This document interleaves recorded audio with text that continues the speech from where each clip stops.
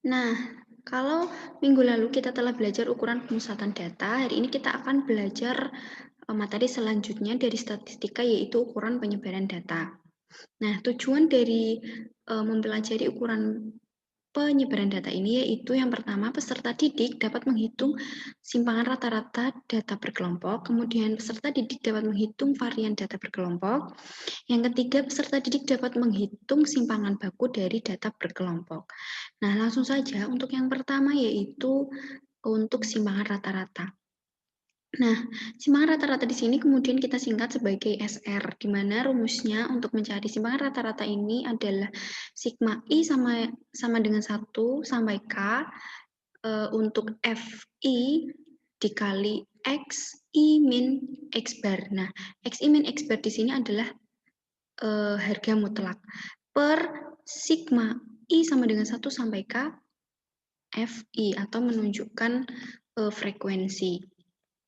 Nah, kita bisa ingat kembali di sini sudah saya tuliskan bahwa untuk mencari X bar atau rata-rata yaitu sigma I sama dengan 1 sampai K untuk FI kali XI per sigma I sama dengan 1 sampai K untuk FI. Nah, keterangan di sini adalah I adalah kelas kesekian. Kemudian K menunjukkan banyaknya kelas, FI sama dengan frekuensi, XI sama dengan titik tengah, dan X bar di sini adalah rata-rata dari data berkelompok. Nah, untuk memperjelas kembali, langsung saja kita masuk ke contohnya. Nah, seperti ini. Ini saya ambil dari data tugas minggu lalu, di mana ini adalah tabel untuk mencari min. Nah, namun di sini saya hanya mengambil untuk kolom kelas, frekuensi, dan XI. Nah, XI di sini adalah titik tengah. FI adalah frekuensi dan kelas adalah pengelompokan kelas yang sudah ditentukan. Nah, di sini dari tugas minggu lalu itu kita sudah mendapatkan nilai dari rata-rata atau X bar yaitu 26,7. Nah, berarti komponen yang belum ada pada rumus simpangan rata-rata di situ adalah kita belum memiliki X I min X bar. Jangan lupa ini dalam tanda mutlak, artinya ketika XI dikurangi X bar, kita menghitung XI dikurangi X bar, dan hasilnya itu adalah negatif, maka tetap saja kita menuliskan nilai positifnya, karena di situ terdapat tanda mutlak. Nah, kemudian kolom yang selanjutnya yaitu FI dikalikan dengan harga mutlak atau nilai mutlak dari XI min X bar. Nah, di sini 8,2 itu didapatkan dari XI ini 18,5 dikurangi 26,7. Kita mendapatkan hasil min 8,2. Namun karena di sini adalah tandanya harga mutlak, maka kita hanya menuliskan 8,2. Nah, begitu seterusnya untuk kelas kedua, ketiga, keempat, kelima, dan keenam. Sebagai contoh kembali untuk yang kelas kedua misalnya, ini XI dikurangi X bar, artinya 22,5 dikurangi 26,7. Nah, jika kita hitung, kita akan mendapatkan nilai negatif 4,2. Nah, karena ini tadi harga mutlak, maka kita hanya menuliskan 4,2. Begitu seterusnya sampai kelas ke-6. Nah, kemudian untuk kolom yang sini, kita hanya tinggal mengalihkan hasil dari nilai mutlak X1, XI min X bar ini, kemudian dikalikan dengan FI di sini. Nah, berarti yang kelas pertama ini kita dapat dari 8,2 dikali 11. Untuk yang kelas kedua berarti ini 29,4 kita peroleh dari 4,2 dikali 7, begitu seterusnya sampai kelas ke-6. Nah, ketika kita sudah mendapatkan nilai FI dikalikan dengan nilai mutlak XI min X bar, kemudian kita jumlahkan semuanya. Dari yang ini, ditambah dengan ini, ditambah dengan 1,4, ditambah dengan 15,2, ditambah 46,8, ditambah dengan 59. Nah, kita dapatkan angka di sini yaitu 240. Nah, kemudian 242 inilah yang kita masukkan ke dalam rumus di sini. Nah, ini rumusnya tadi yang sudah saya tuliskan, saya tulis kembali. Nah, 242 ini kemudian kita bagikan dengan jumlah dari FI. Di sini sudah tertulis 40.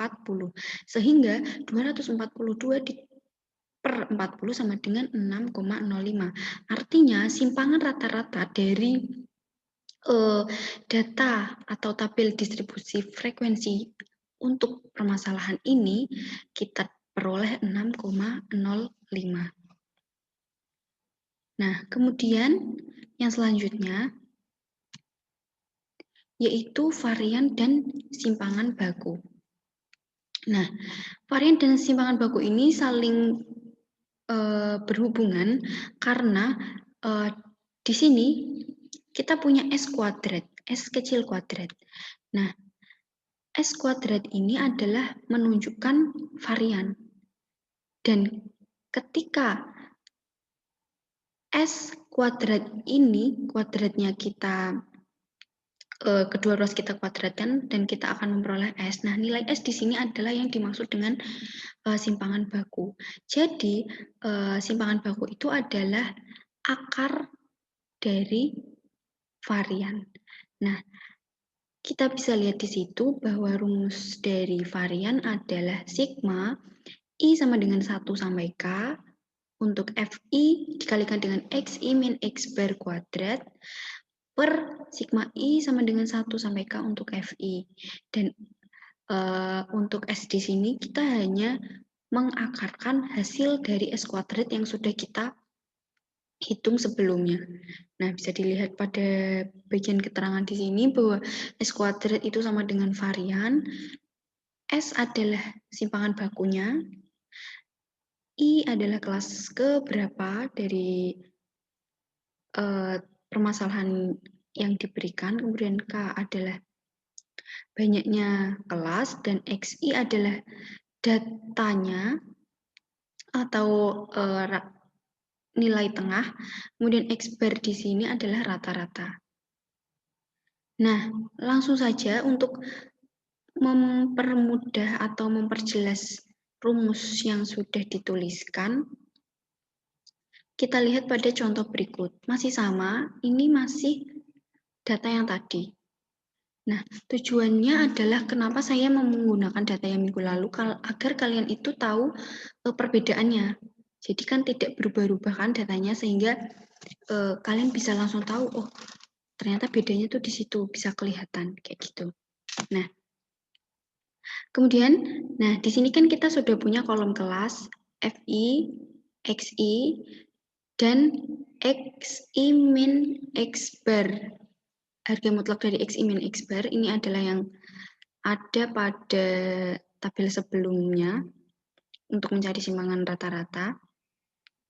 Tinggal kita tuliskan kembali. Nah, sekarang yang kita belum punya adalah untuk data XI min X bar kuadrat dan FI dikalikan dengan XI min X bar kuadrat. Nah, di sini XI min X bar kuadrat ini kita dapat dari, di sini kan sudah punya kan kita XI min X bar-nya. Nah, ini tinggal kita cari kuadratnya. 8,2 kuadrat, kita dapat 67,24. Kemudian yang 4,2 ini kita kuadratkan, kita peroleh 17,64. Begitu seterusnya sampai kelas yang terakhir, yaitu kelas ke-6. Nah, kita peroleh hasil sebagai berikut. Nah, kemudian untuk yang sebelah sini, karena kita sudah mendapatkan nilai dari XI min X bar kuadrat, nah kita tinggal kalikan ini dengan FI yang ada di sini. Berarti 67,24, ini contoh untuk kelas yang pertama, kita kalikan dengan 11. Nah, kita dapatkan 739,64. Nah, kita lakukan hal yang sama untuk kelas kedua, ketiga, keempat, kelima, sampai yang terakhir, yaitu kelas ke-6. Seperti ini. Nah, jika kita sudah mendapatkan masing-masing hasil kelasnya, untuk FI dikalikan dengan XI min X bar kuadrat, kemudian kita jumlahkan lagi 739,64 ditambah 123,48, kemudian ditambah 0,28, ditambah 57,76 ditambah 365,04 dan ditambah dengan 696,2. Nah, di sini kita dapatkan 1982,4. Nah, jumlah di sini inilah yang kita masukkan ke dalam rumus. Di sini. Jadi, maksud dari sigma di sini itu adalah jumlah dari ini. Nah, kemudian 1982,4 ini kita bagi dengan 40. 40 kita dapat dari sini. Kita peroleh 49,56. Nah, berarti 49,56 ini adalah nilai varian dari data tersebut. Nah, setelah itu, kalau kita sudah mendapatkan variannya, tinggal kita cari berapa simpangan bakunya. Bagaimana caranya? Tinggal kita akarkan saja. Varian yang sudah kita peroleh tersebut kita cari akar kuadratnya. Sehingga akar dari 49,56 ini sama dengan 7,04. Nah, jadi bisa kita simpulkan bahwa